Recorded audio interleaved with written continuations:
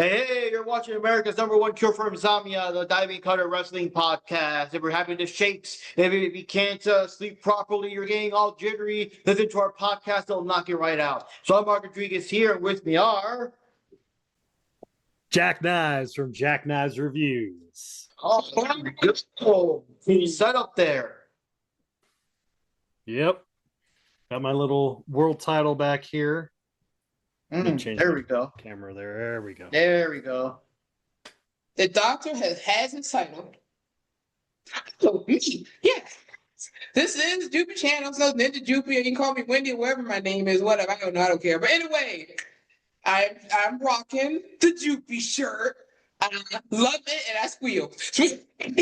And thank you to the doctor. But we're going to turn this over to the one, the only, the man of the hour, the man with the power, the man that was just to say it was raining where he was the other day. Johnny Rodriguez. There we go. I also got the Feel Fury shirt. There we go. Got all them sits. Yep. And of course, we're going to celebrate with some post-holiday cheer. We're already past the New Year's here. Yeah, so we're out of my batch that I made, and we just got it in the bottle. Yep. So we're going to be talking about AEW World's End, our thoughts and everything. But like we always do, if there's any news on wrestling, there's one event that happened on Dynamite, but we'll get there when we get there. And I'm pretty sure you're going to remind me because I don't remember. Oh, really? That's a big one. Oh, no. Oh, okay. But yeah, Jack, any news in the world of wrestling? Except, of course, the big thing that Cena finally did retire. What was his last match with? It was Gunther, wasn't it? Gunther, and he made him tap out. That's what it was. And it was the way he tapped out when everyone went crazy because he smiled, tapped, and people didn't get what that was. It was essentially an Obi-Wan Kenobi moment.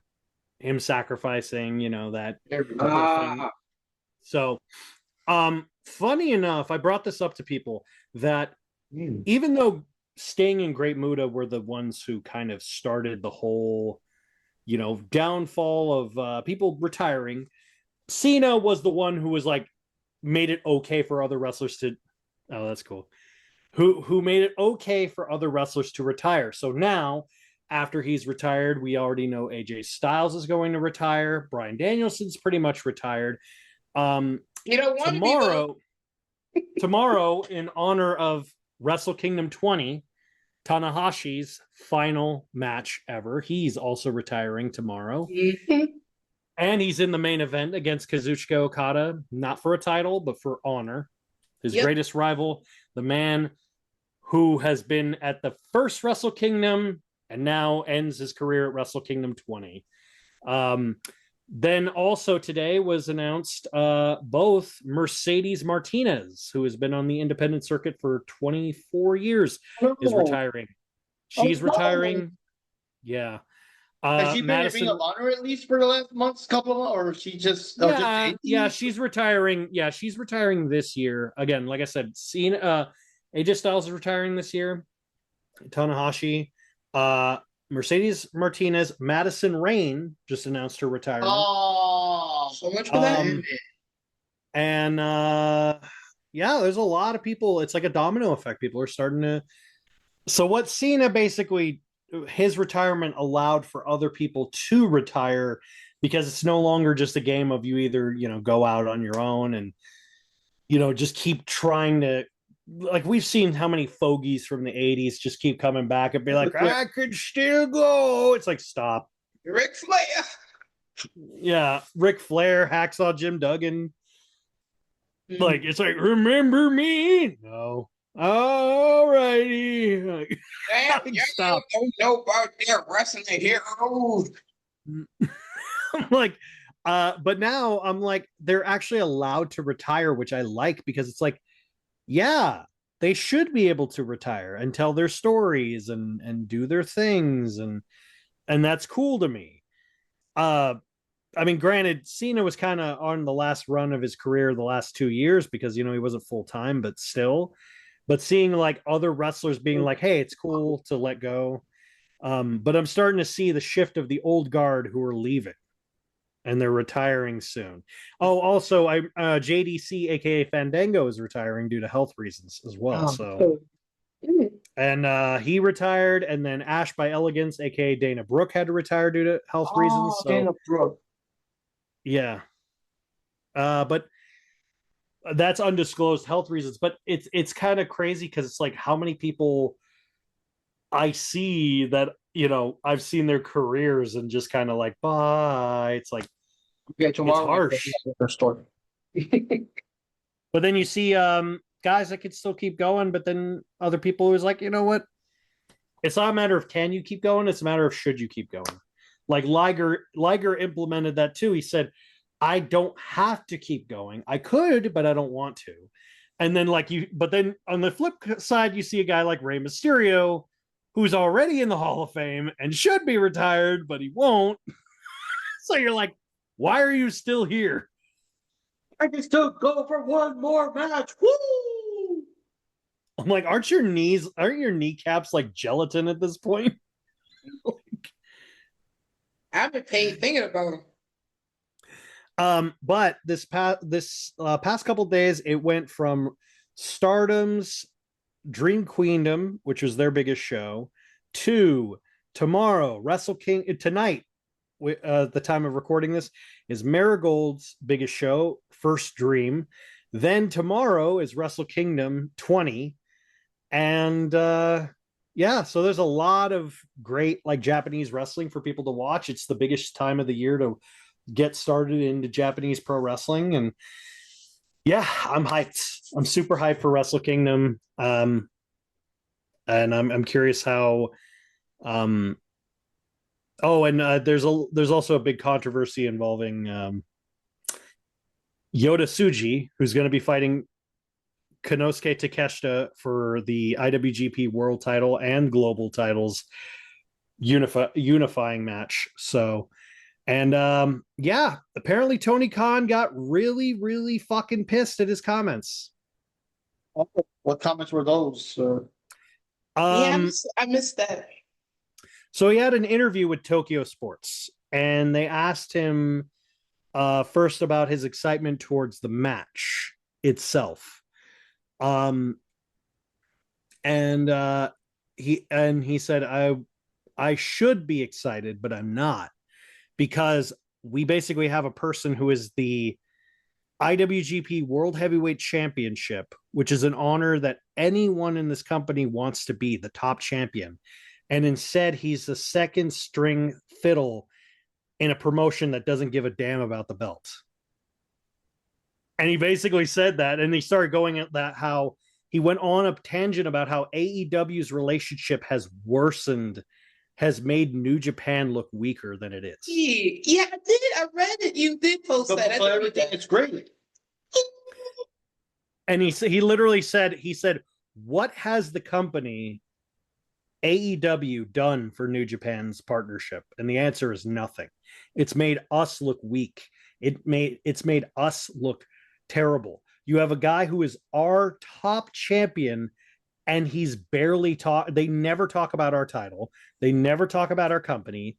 They never promote us. Our biggest show is this week, and they have not mentioned it once on their programming.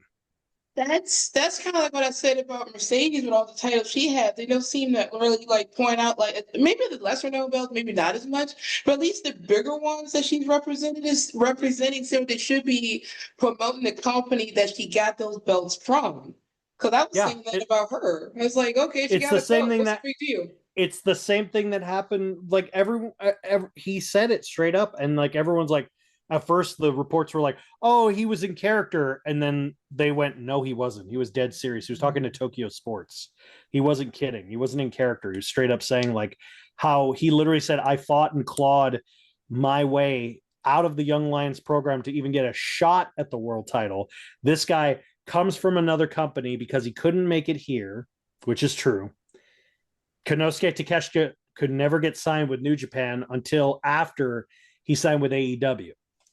And basically shoehorned his way into getting into a tournament, to winning the belt, and then he has the championship, and they don't give a shit that he has it. And I'm like, is he lying though? So now everyone is seeing the match between Yota Tsuji and Konosuke Takeshita. All the New Japan fans like myself are not seeing it as a matter of, oh, it's a belt unification match. We're seeing it as it's a battle for New Japan's soul. Like them getting it back from AEW, which is what it should be. Oh wow. Out of curiosity, since this is going to be Tanahashi's final match between, against Okada, who do you think would have the better chance at winning that? I mean, it seems like it would be nice to have Tanahashi, leave out on a good, on a win. But like I said, I don't know the full extent of their rivalry, so that makes me wonder how would they play that out. But since Tanahashi is retiring, so it would make sense for Tanahashi to get the win. So, a little bit of history with Tana and Okada. Their history is so deep, but it started when they were young. When Okada was a young lion, and he came back out of excursion and debuted in New Japan as the Rainmaker with Gedo. And at the time, Tanahashi was the world champion. He had this title. And he showed up and he challenged Tanahashi for his first ever match for the world title. Tanahashi, being the top guy, laughed it off, but he said, "Fine, kid, sure." And then Okada said, "You'll feel the wrath of the Rainmaker," did the first time you ever see the pose. And then Tana, making fun of him, went like that. Cut to the pay-per-view that they actually fought. And it is in New Japan history known as the Okada Shock. What that means is when a person debuts in their first ever match, not as a young lion, as a professional wrestler, for a title and wins the title. So on Okada's debut match, he fought Tanahashi for the top prize and beat him. And it shocked everybody. So from that point on, it's always been a matter of who is the real, like, heart of New Japan. You have Okada, who represents like everything you would want a champion to be, a professional wrestler, an athlete, and all of that, a title holder.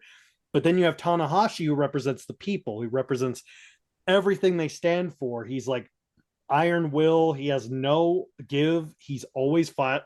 Their careers have been so intertwined, but their win-loss record has always favored Okada. Okada has, I think they fought 20 something times. And I think in that time, I think 16 of those have been Okada winning. So it's not very often that Tana beats him. Despite their long rivalry, he hasn't beaten him that many times. Mm-hmm. But at this juncture, Tanahashi isn't the same as he was. But better or for worse, neither is Okada. No, the Okada that's in AEW is nowhere near the Rainmaker of New Japan Pro Wrestling. AEW so truly, Okada is on vacation. Yes. So it's truly a matter of a man on his last limbs versus a man who's been coasting. Like, and truthfully, I think in that edge, I would still give it to Tanahashi because he's more consistent. But I think because the fact that they're making that match the main event, despite it not being for a belt and not being for anything other than honor, and they're making the entire show, they sold out the Tokyo Dome within 10 minutes because of them making the announcement that the final match of Tanahashi is going to be there. And it's going to be simulcasted all over the world. They even are going to broadcast it at various places in Japan at like sports arenas because it's that big a deal. So I'm like, to say he's not important to New Japan is crazy. I kind of wish I was kind of around for that, but here's the thing that's interesting. When I first went to Japan, like my very first time, and one of my students I used to hang out with, he would come over to my place and he was trying to set up my TV so I could watch Japanese wrestling programs. So that was nice. So that was my first thing knowing about stuff like New Japan and all that stuff. But with my work hours, I still didn't watch very much. You probably got a bunch of A's. Well, he was an adult, so yeah. But what if you look up Tanahashi's career? It's crazy. Even when he was a young lion, before he became famous, he was dating a Japanese news anchor, and I mean, you got to look at young Tanahashi. He was a really, really ridiculously good-looking dude, um, like practically a male model to that level. But when he was a young lion, he was dating a famous Japanese news anchor, and at the time he broke up with, like, they were living together at the time as him and a young lion, and he said he wanted to break up the relationship because because he had to focus on wrestling and he didn't feel it was fair to her to wait for him, and so this is a real story, it was all over the newspapers. She waited for him to take a shower and stabbed him 4 times in the neck. Yeah. And he ran out of the apartment covered in blood, and she got arrested. And then everyone said on the newspaper, it says, "Wrestler so hot, girlfriend wanted him dead." Like, it was like all over. It was so that ended the relationship. Oh, yeah. sorry, I'm like, you could have just left a note, but okay, yandere out of the blue, sure, whatever. That sounds like But the yeah, kind of story they would publish in the Inquirer. but it was a real story. It is a real story. He got stabbed. Yeah, not the neck, not in the neck, but here, I'll show you on the little doll. It was like she right, worked herself into a shoe. like right there, like right on the neckline. Yeah, and then he got rushed to the hospital. Were stiff, huh? Yeah, and as he got pulled, this is a true story. And as he got taken to the hospital, famously, Togi Makabe, who was the world champion at the time in New Japan, he rushed to the hospital with a bunch of the trainees, and he as he's got the oxygen tank, Tanahashi's like, "I'm sorry, I don't think I'm gonna be able to come into class tomorrow." See, I would only expect that in like some anime or manga. It sounds like an anime, but it's a true fucking story. And then from that day on, his nickname became Iron Will Ace. And famously, he also had a you could see it on the little thing. His left arm, he always had this sleeve on because his left arm, this whole muscle ripped off the bone completely. And for 2 years, he never had surgery on it because he didn't want to disappoint the fans and not show up to work. But then the pandemic happened. He goes, "I guess I'll get the surgery now." And he just had it. He literally had it held together with duct tape and a ribbon over his arm. And everyone's like, "What the fuck is wrong with you? Like, why?" And they're like, stereotype, like, but Japan. Or when I met him, because yes, he did sign my belt.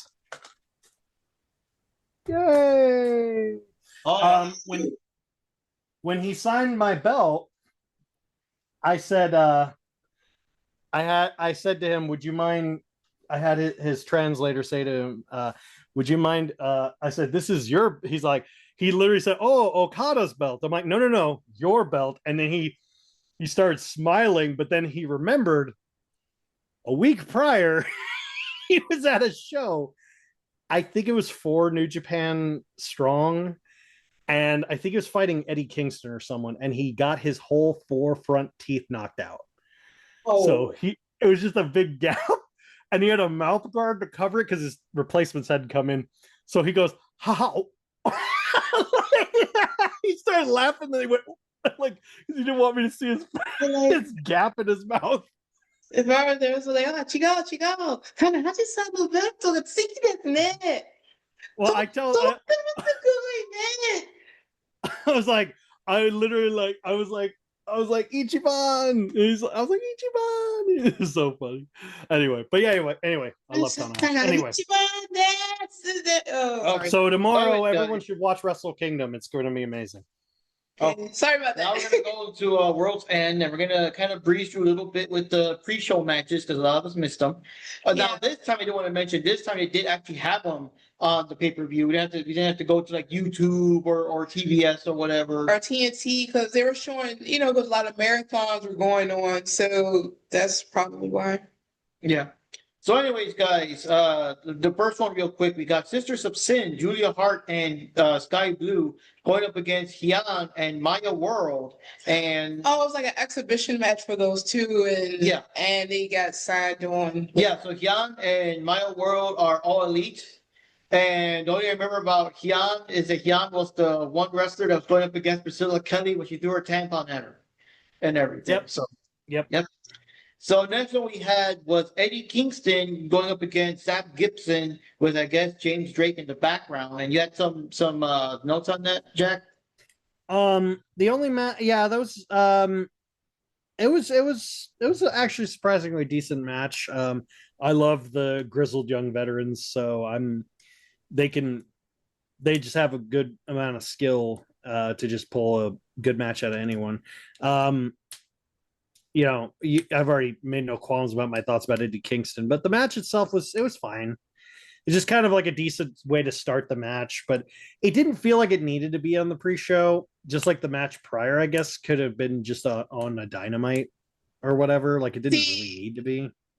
Yeah, but Sky Blue, we need some Sky Blue in the pay-per-view. My friend, who a couple of my friends, they couldn't come this time, but a friend that seemed to always have the correct predictions. He was pretty much saying this pretty much as the pre-show was starting, and he was pretty much texting us saying, "This is a collision. This should be on Collision" or something. He was saying that in our it chat. should be. Yeah, because it should be. It didn't really need a reason to be there. It wasn't bad, but it was just kind of like, okay. Yeah. I'm like, all right. It's kind of like it was the bean dip of matches. It's like, why do you bring bean dip to a party? I don't know. It's just there. Okay. Okay. Anyways, Máscara Dorada and Bandido with Alex Abrantes went up against the Don Callis family, this time represented by Mark Davis and Rocky Romero, and the Luchadors won. So I remember nothing about that match at all. Yeah. I don't remember a thing about that match other than I'm like, oh, I was like, well, I hope they do something with Mark Davies, but I don't think they will because now that they got that whole thing going with Kyle Fletcher, I don't see them reuniting Aussie Open anymore. So then we had Aussie Open. Yep. We had the 8-man tag team match. In other words, the We Still Work Here match, which is Jet Speed, Kevin Knight, Speedball, Mike Bailey with Jurassic Express, Jack Perry, and Luchasaurus, going up against Josh Alexander, The Demand, which is what Ricochet's team is now. So it's Ricochet, Bishop Khan, and Toa Leona. They're called The Demand, And so Jet Speed and Jurassic Express won.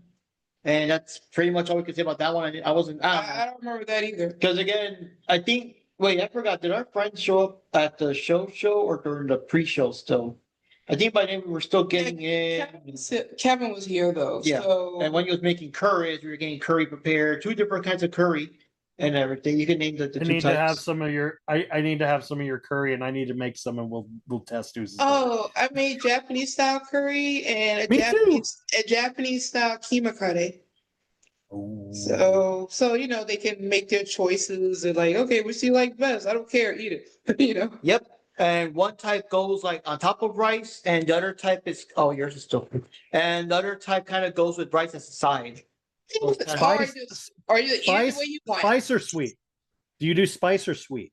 If it was only Mark, I would probably do more spicy. Mm-hmm. But I also was making it for my parents too, and my mother doesn't do spice. And even growing up, they never really. My dad does spice, but my mother and grandmother didn't. So I always had to, have some kind of balance there. So it had like a small kick, not like a good kick, Got it. Like a more of a peppery. I get it. Yeah. Yeah. Just curious. Anyway. Okay, so but I was saying we missed out because people were coming over, we're talking, hey, how's it going, and all that kind of stuff. And some people haven't seen the house yet, so we kind of showed them off too. But That's it. I wasn't around for most of the pre-show stuff. I was showing my friend around, so because they hadn't been here yet. I think the only thing I really don't remember much about the match. I just felt like I was kind of like, why is Josh Alexander here? Like I think that was the only thing in my head. I was like, why are you here? Like, Yep. I thought you were part of the Because Don Callis family. Do they work with Ricochet now? Like, what the hell? sometimes, I guess. I think it was more. I forgot how they even got those matches together, but who knows? It's like, hey, Alright. you work here, match. If the last two matches were like this could be on a Dynamite or Collision, this match was like this didn't need to happen. Like this Yeah. match didn't need to even be shown. Well, Like that there's no was- gain to this Yeah. match.